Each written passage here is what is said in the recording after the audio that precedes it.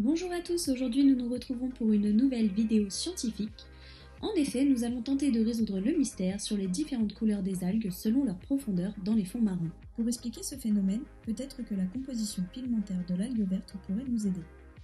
Et quoi de mieux qu'une chromatographie sur papier pour connaître les différents pigments qui composent une plante? Nous allons vous expliquer comment réaliser une chromatographie de manière simple et rapide en commençant par vous présenter le matériel. Pour obtenir l'éluant de la chromatographie, vous aurez besoin de 8,5 ml d'éther de pétrole.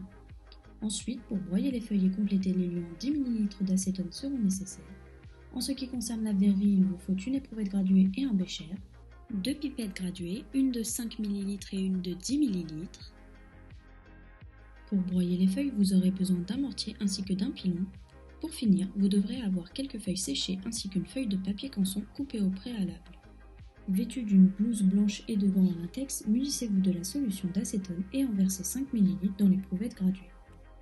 Placez les feuilles séchées dans le mortier et broyez avec le pilon jusqu'à obtenir une solution verte foncée.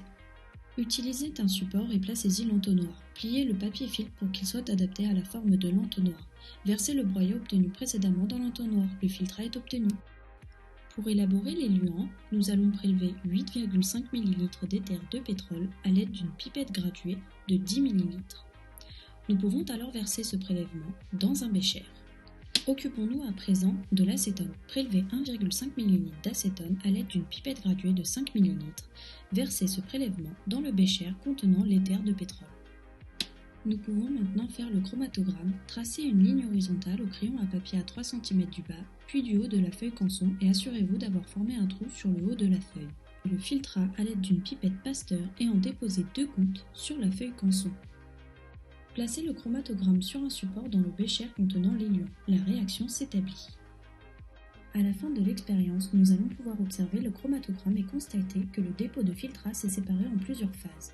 Chaque phase correspond à un pigment qui a une vitesse de migration et donc une polarité propre à lui-même.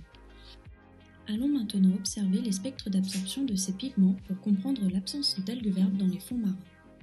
Ainsi, nous avons les carotènes avec une absorbance de 400 à 500 nanomètres, les phycobiliprotéines avec une absorbance de 450 à 600 nanomètres, la chlorophylle A avec une absorbance de 430 et 660 nanomètres, et la chlorophylle B avec une absorbance de 450 et 650 nanomètres.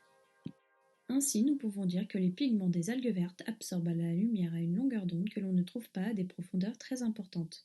Voilà comment, à partir d'une expérience rapide et facile à réaliser, nous comprenons pourquoi nous ne voyons pas d'algues vertes en profondeur dans la mer. Merci d'avoir regardé cette vidéo et nous nous retrouverons très vite pour de nouveaux tutos scientifiques.